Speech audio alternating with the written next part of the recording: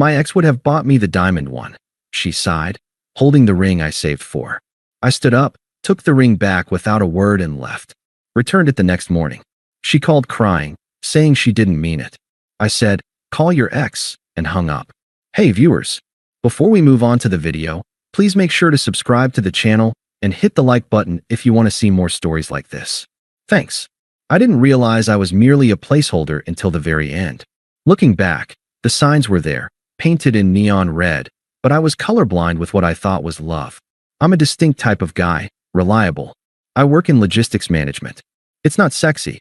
I don't close multi-million-dollar deals on golf courses, and I don't drive a leased Porsche. I drive a paid-off Toyota Tacoma. I max out my 401k, and I fix things when they break. I am the definition of safe. Elena, my girlfriend of 3 years, was the opposite. She was chaos wrapped in designer silk. She was an event coordinator, which meant she spent her days surrounded by luxury she couldn't actually afford, curating weddings for people with old money. She was beautiful, stunning, actually, and she knew it. For 3 years, I thought we had a partnership.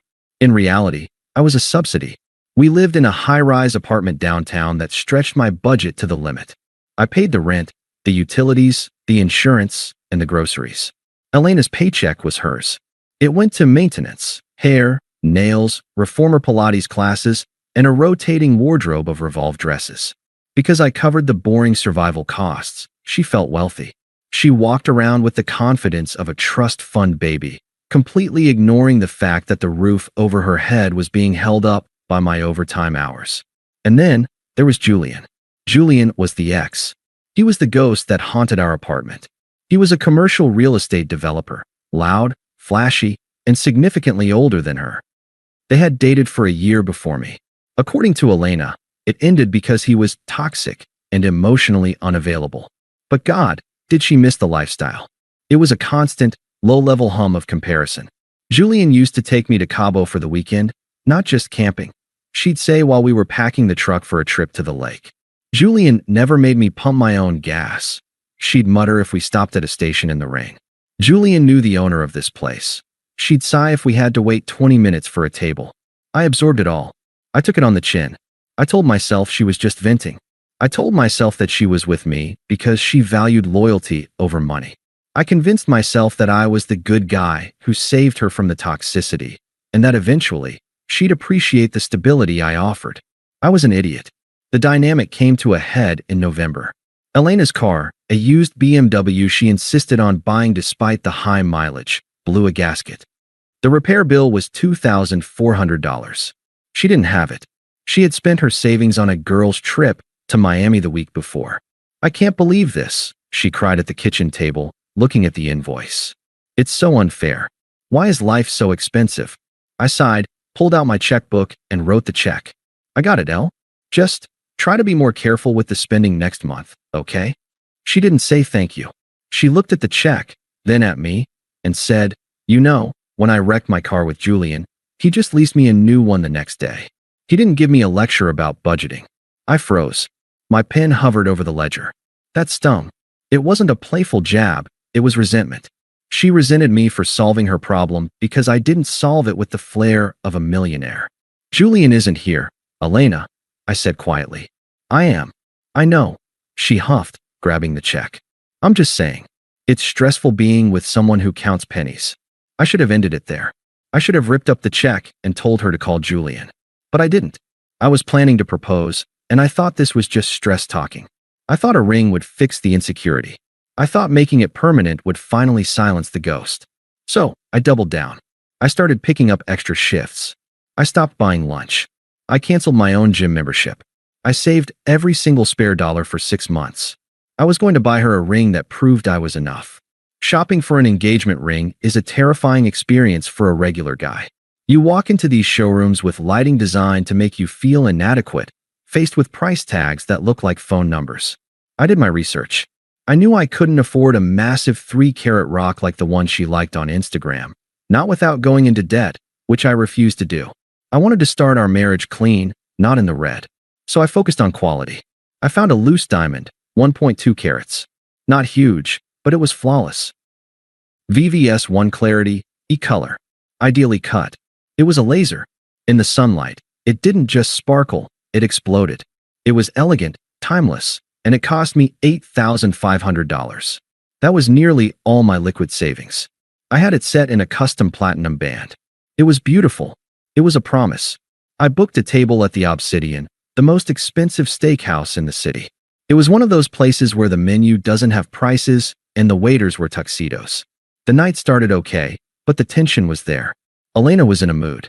She complained that our table was too close to the kitchen. She complained that the wine list didn't have the specific vintage she liked. Julian loved this Pinot from 18, she mentioned, swirling her glass. We drank 3 bottles of it the night he bought his penthouse. I gripped my fork. One more night, I told myself. After tonight, we move forward. I waited until dessert.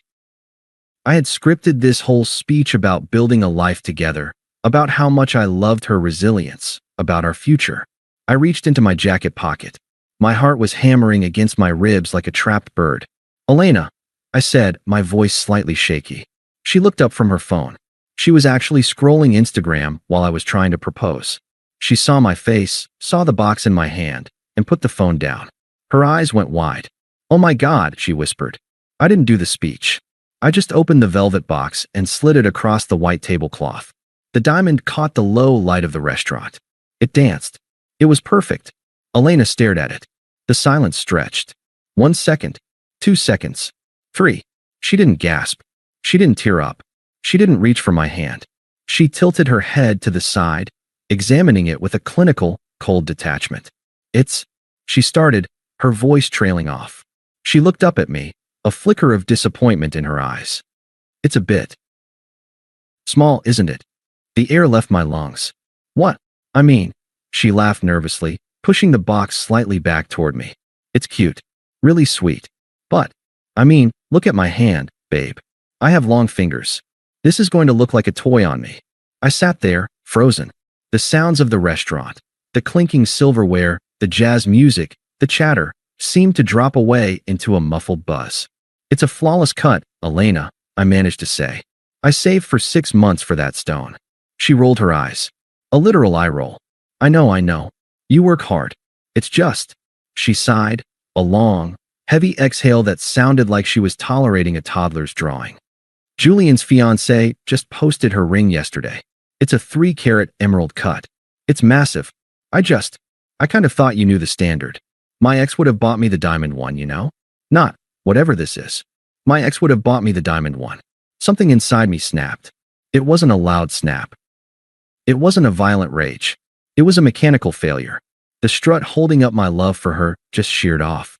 The emotional labor, the financial support, the patience, the swallowing of my pride, it all collapsed in a single instant. I looked at her, really looked at her. I didn't see the woman I loved anymore. I saw a bottomless pit. I saw a parasite who had been feeding on my stability while dreaming of another man's wallet. I saw someone who looked at a symbol of my absolute devotion and calculated its resale value. I became incredibly calm. The nervousness vanished. You're right, I said. My voice was steady, deadly flat. Elena looked surprised. I am. Yeah, I said. You're absolutely right. You deserve the Julian experience. You deserve the 3-carat rock. You deserve the penthouse. She smiled, relief washing over her face. She thought she had won. She thought I was going to apologize and promise to upgrade it. I knew you'd understand. I just want us to look good, you know? We can return this and maybe finance something bigger. I don't mind if we have to make payments. No need for payments, I said. I reached out, gently took the velvet box from the table, and snapped it shut. The sound was sharp, like a gunshot in the quiet dining room. I slid the box back into my inside jacket pocket. Wait, she said, her smile faltering. What are you doing? I signaled the waiter for the check. I'm fixing a mistake, I said. Babe, don't be dramatic, she laughed, but there was panic in her eyes now. Let me see it again. It was shiny. I can work with it until we upgrade. The waiter arrived. I handed him my card without looking at her. I'm not upgrading the ring, Elena, I said, signing the receipt. And I'm not upgrading us. I stood up. Where are you going? Her voice pitched up. People were starting to look. Home, I said. To pack. Pack. You're leaving me here. She hissed, grabbing my wrist. We took your truck. How am I supposed to get home? I looked at her hand on my wrist, then up at her face. Call Julian, I said. I pulled my arm free, turned around, and walked out of the restaurant. I didn't look back. I could hear her calling my name as I pushed through the heavy oak doors into the cool night air, but I didn't stop. For the first time in 3 years, I felt light. I drove home in silence. No music, no radio, just the hum of the tires on the pavement. My phone was vibrating on the passenger seat every 30 seconds. Calls, texts, FaceTime requests from Elena. I didn't look at a single one. When I got to the apartment, I didn't cry. I didn't throw things. I moved with the efficiency of a man executing a work contract. I packed 2 suitcases with my clothes, my toiletries, and my laptop. I took my passport and my birth certificate from the lockbox. I left the keys on the kitchen counter, right next to the stack of unpaid utility bills she had forgotten to open. I checked into a Motel 6 down the highway. It wasn't glamorous, but the sheets were clean, and more importantly, it was quiet. I turned my phone off completely, cracked a beer, and slept like the dead. I woke up at 8:55 a.m. The jewelry store opened at 9 o'clock. I was the first person through the door. The sales associate, a nice older woman who had gushed over the ring just yesterday, looked confused when she saw me. Back so soon. Did it need resizing? She asked, smiling. I placed the box on the glass counter. I need to return it.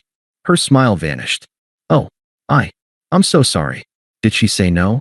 She said it was too small. I corrected. She said her ex would have bought the big one. The woman's face went through a journey. Shock, pity, and then a hardened look of understanding. She nodded slowly. I see. Well, sir, I can process the return, but because it was a custom setting, there is a restocking fee. It's in the contract you signed. It's 15%. I did the math in my head.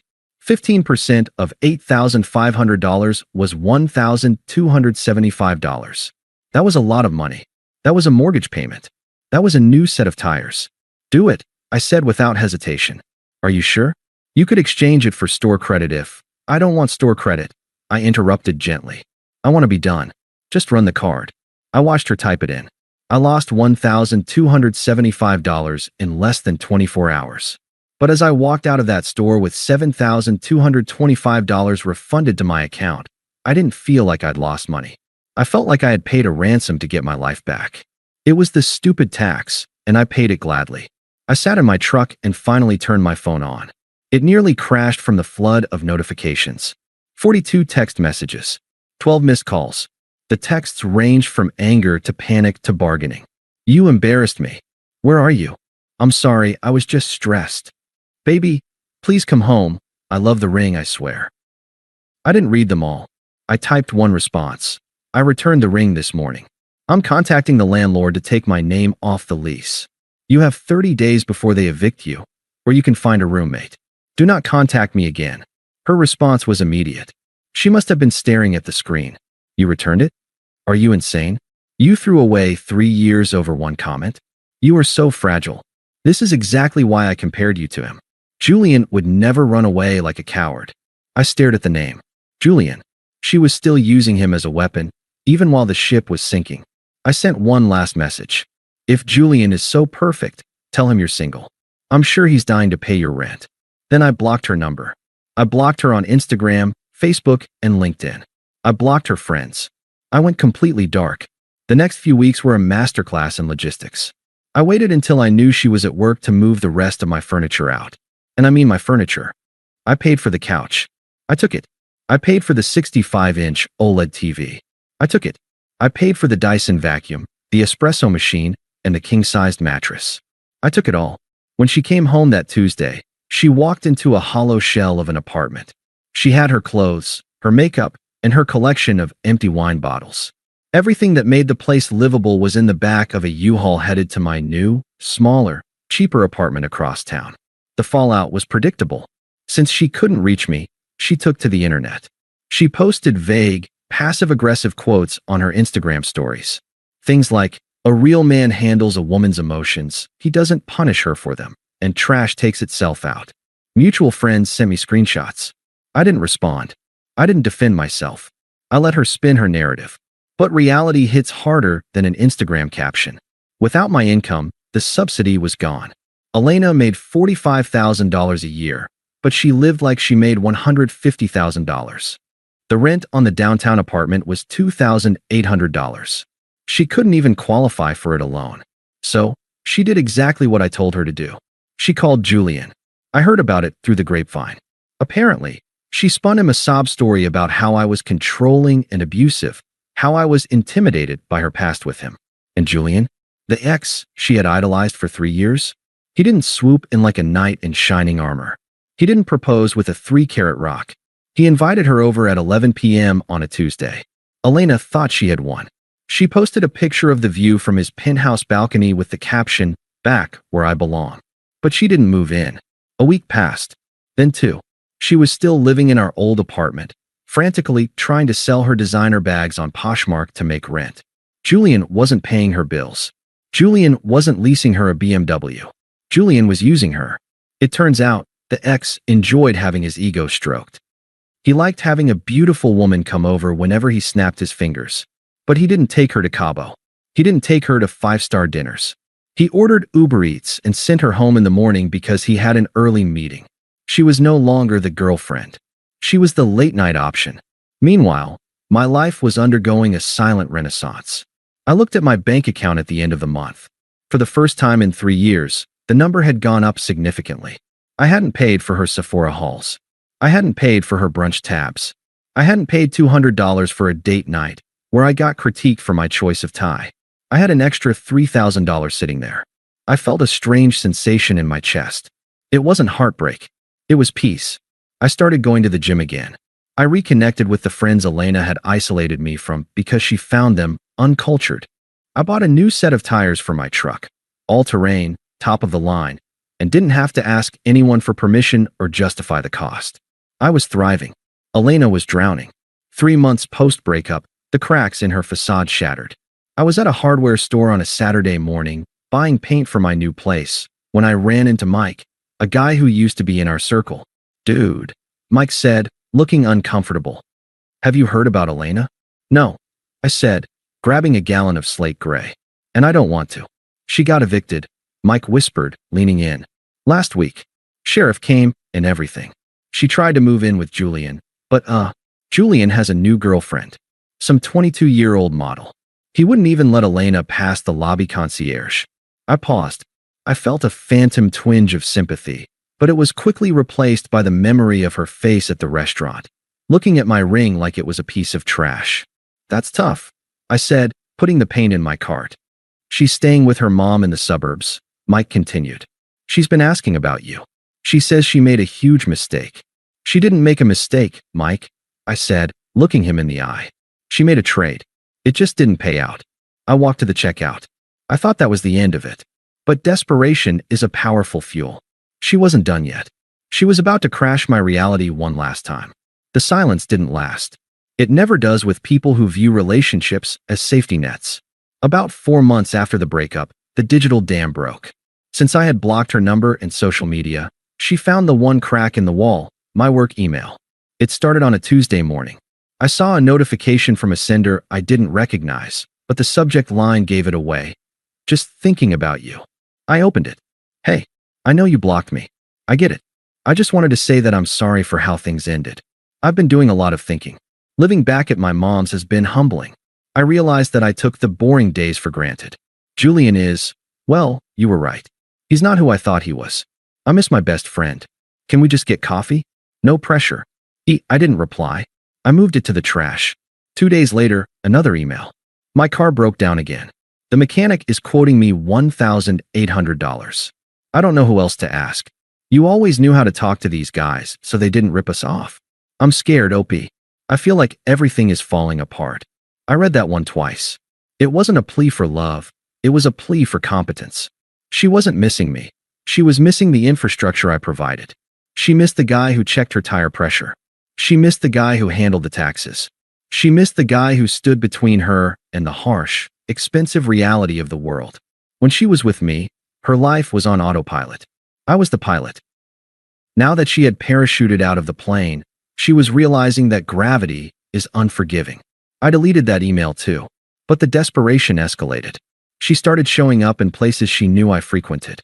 First, it was the grocery store near my old apartment. I saw her in the produce aisle. She was wearing sweatpants, hair in a messy bun. Not the cute messy she used to curate for Instagram, but actually messy. She looked tired. The glow was gone. The maintenance, money, the Botox, the facials, the high-end hair color had clearly dried up. I abandoned my cart and walked out the back exit before she saw me. A week later, she was parked outside my gym. I saw her BMW, still broken, judging by the sound it made idling, sitting near the entrance. She was watching the door. I turned my truck around and went to a different gym across town. I wasn't hiding because I was afraid. I was hiding because I knew that if I spoke to her, I would have to look at the wreckage of a person I once loved, and I didn't want to give her the satisfaction of my pity. I was focusing on my own upgrade. I had started dating again, casually. A woman named Sarah. She was a nurse. She drove a Honda Civic, paid her own bills, and when I took her to a nice dinner, she tried to split the check. When I paid, she actually said thank you. It was refreshing. It was normal. It made me realize how twisted my reality had become with Elena. But I knew the confrontation was inevitable. Elena was running out of options, and when people like her hit the bottom, they don't climb. They try to drag someone else down to cushion the fall. It happened on a Friday evening. I was at a semi-formal mixer for a friend's marketing firm. It was held at a rooftop bar downtown, ironically, overlooking the restaurant where I had tried to propose. I was wearing a new suit. I looked good. I felt good. Sarah was on my arm, wearing a simple black dress, laughing at a joke my boss had made. Then I felt a hand on my bicep. The grip was tight. Desperate. I turned around. It was Elena. She must have seen my location on a mutual friend's social media post and crashed the event. She was wearing the same dress she wore to her cousin's wedding 2 years ago, but it fit differently now, looser. She looked gaunt. Her eyes were wide and frantic. "Can we talk?" she demanded. Her voice was too loud for the setting. Sarah looked at her, then at me. She sensed the history immediately. "I'm going to grab another drink," Sarah said softly, squeezing my hand before stepping away to give us space. That was class. I looked at Elena. "You shouldn't be here, Elena." "I have nowhere else to go," she hissed, tears instantly welling up. "You blocked me everywhere. You left me to rot. I left you to the life you asked for," I said calmly, taking a sip of my drink. "You wanted the Julian lifestyle. You went to get it." "Julian is a monster," she cried. A few heads turned nearby. "He used me, OP. He treated me like a prostitute. He kicked me out at 3 a.m. He laughed at me when I asked for help with rent." "That sounds terrible," I said. My tone was conversational, like we were discussing the weather. "It also sounds like none of my business." She recoiled, as if I had slapped her. "How can you be so cold? We were together for 3 years. We were going to get married. I saw the ring, OP. I know you loved me." "I did," I nodded. "I loved you enough to spend my life savings on a promise. And you looked at that promise and asked for a receipt." I was confused. She stepped closer, trying to grab my hand. Her palms were clammy. "I made a mistake. I don't care about the money anymore. I don't care about the diamonds. I just want you. I want my safe place back. Please. I'm drowning. I'm living in my mom's guest room. I'm drowning in debt. Just take me home. I'll be better. I swear." I looked at her. I didn't feel anger. I didn't feel triumph. I didn't even feel the urge to mock her. I just felt nothing. She was a stranger. A bad investment I had written off. I stepped back, out of her reach. "You're not listening, Elena," I said, my voice low and firm. "You didn't want me. You wanted a sponsor.